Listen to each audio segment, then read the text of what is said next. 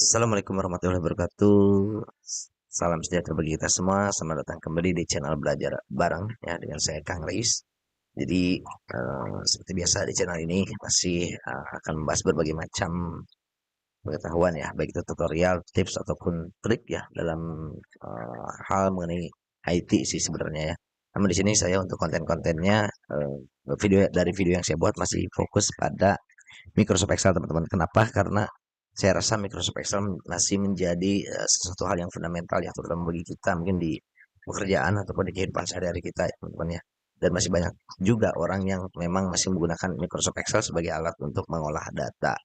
Oke, jadi pada kesempatan kali ini saya akan membahas apa? Jadi saya akan melanjutkan kembali ya teman-teman ya mengenai pembelajaran Excel bertahap, yang mana pada video-video sebelumnya saya sudah membahas mengenai pengenalan, kemudian pengisian data dan juga analisis data. Dan sekarang masuk ke list materi keempat yaitu pemformatan. Ya, ini saya kuningkan dulu. Nah, untuk materinya saya buat di link baru teman-teman ya bagi teman-teman yang mungkin melihat video saya dari part 1 sampai ke 11 ya, ini dibagi lagi menjadi 11 part. Itu mungkin masih menggunakan link yang lama, namun di sini saya buat lagi link yang baru, tapi untuk link yang lama masih bisa diakses ya teman-teman. Walaupun secara update-nya mungkin tidak akan lebih update dari yang video ini dibuat teman-teman ya. Jadi di sini saya buatkan lagi folder khusus lagi sih di tempat penyimpanan saya supaya lebih rapi teman-teman ya. Tapi jika teman-teman ada request untuk linknya silahkan aja tuliskan di kolom komentar, dan untuk link yang baru ini saya tuliskan juga di deskripsinya teman-teman ya. Oke, kita langsung aja ke pembahasannya yaitu mengenai pemformatan. Dan adapun untuk detail materinya ini saya sudah buatkan juga untuk materi pemformatan ya.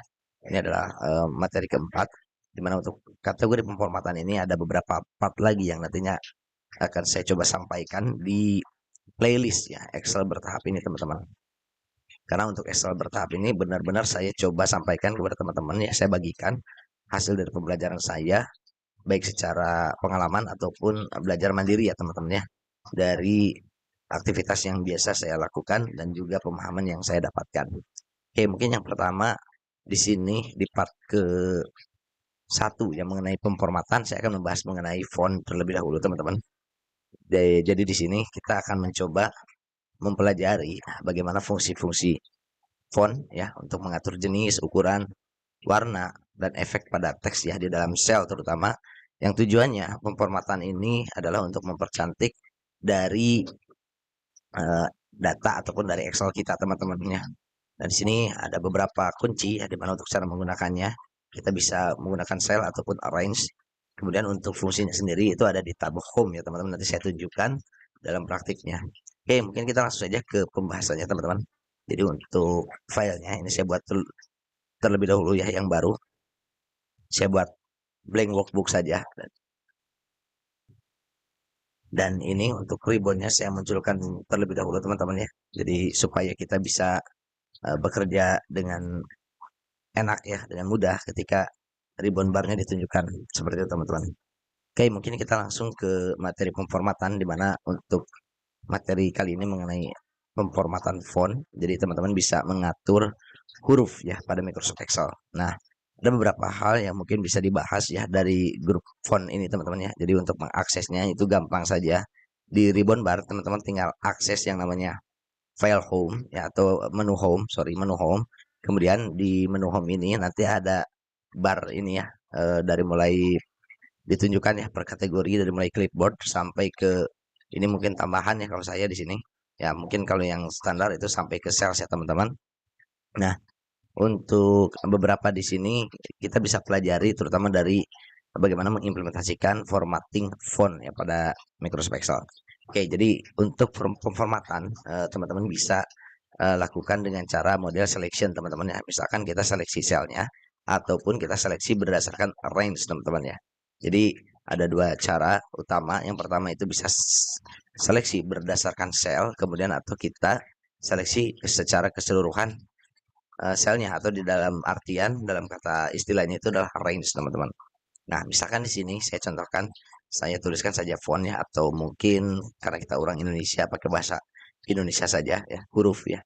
Kemudian secara default di sini kan ini kalau normalnya biasanya Calibri teman-teman ya. Ini karena saya instalasi ada add-in ya, sehingga untuk format defaultnya hurufnya itu adalah obtuse narrow ya teman-teman. Nah ini teman-teman bisa rubah.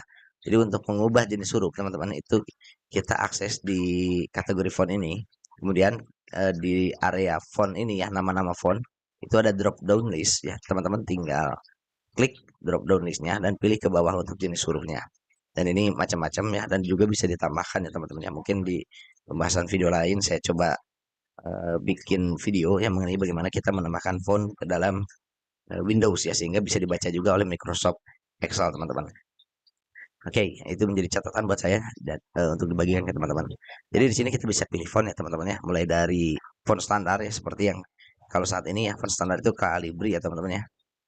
Nah seperti ini huruf Calibri ya. Kemudian ada juga misalkan Times New Roman yang dulu sih menjadi standar ya untuk penulisan skripsi juga ya. Ada juga misalkan Arial ya. Ya buat judul-judul nih bagus kalau pakai Arial ya. Dia tegas. Atau juga misalkan ada Arial Black biar mempertegas lagi ya. Contoh-contoh jenis huruf font. Ini mungkin saya perbesar saja ya. Sebentar biar kelihatan. Nah, bisa bikin nanti center. Oke. Jadi eh, ini adalah untuk mengubah jenis huruf teman-teman. Selanjutnya, selain mengubah jenis huruf, di Microsoft Excel juga kita bisa menambah atau mengurangi ukuran hurufnya teman-teman. Baik itu secara otomatis ataupun adjustment ya. Maksudnya otomatis ini menurun atau naik gitu ya teman-teman ya. Atau membesar atau mengecil seperti itu. Nah untuk mengaturnya teman-teman lihat di sampingnya. Di sini ada drop down list yang mengisi datanya itu angka ya teman-teman. Dan ini kita bisa drop down list. Kita pilih secara default yang ada di Microsoft Excel untuk settingan huruf. Itu dari mulai dari angka 8 sampai ke 72 ya. Kalau memang settingan bawaannya ya. Tapi kita juga bisa adjustment sesuai dengan kebutuhan kita. Misalkan, saya perbesar lagi. Kalau kita butuh lebih kecil, misalnya lebih kecil dari 8 ya, teman-teman bisa tuliskan saja angka 7 misalkan seperti sebentar. Kita pilih dulu selnya ya, kemudian pilih angkanya, sorry, teks isiannya di sini, kemudian ketikkan 7. Maka ketika di enter, dia akan menyesuaikan dengan ukuran poin 7. Begitupun jika misalnya kita paling terkecil 1 ya, itu juga bisa teman-teman ya. Kalau 0 nggak bisa harusnya. Ya gitu ya. Kalau 0 nggak bisa ya. Jadi minimal 1 ya, kemudian untuk maksimalnya bisa juga. Kalau di sini kan maksimal 72 teman-teman. Ini bisa ditambahkan lebih dari situ ya. Misalkan kita pengen 80. Nah, ini untuk ukuran huruf 80. Gitu ya teman-teman ya. Jadi untuk pengaturan pertama itu pengaturan jenis huruf, yang kedua itu adalah pengaturan ukurannya. Nah, selain itu ada juga istilahnya apa elemen-elemen ya untuk mengubah eh, istilahnya itu mungkin bisa saya katakan efek font teman-teman ya. Jadi efek font misalkan untuk ada beberapa ya efek font seperti yang standar itu ada bold ya untuk mempertebal, kemudian ada italic untuk memiringkan, kemudian ada underline ya atau huruf U dengan garis bawah itu untuk memberikan garis bawah. Ini saya contohkan seperti ini teman-teman. Jadi kalau ini saya jangan pakai Arial Black ya supaya kelihatan nih kalau di bold saya pakai Arial aja sebentar Arial. Nah ini saya pakai Arial saja. Jadi kalau kita misalkan bold, maka dia akan dipertebal teman-teman. Ya, dan kalau shortcut di keyboardnya itu di sini juga ditunjukkan. Untuk shortcutnya itu ada Ctrl plus B teman-teman. Itu untuk mengubah efek ya, efek boldnya gitu ya. Atau di unbold, bold, unbold gitu, seperti itu. Kemudian selain dari bold, kita juga bisa memiringkan huruf atau istilah kata itu italic teman-teman ya.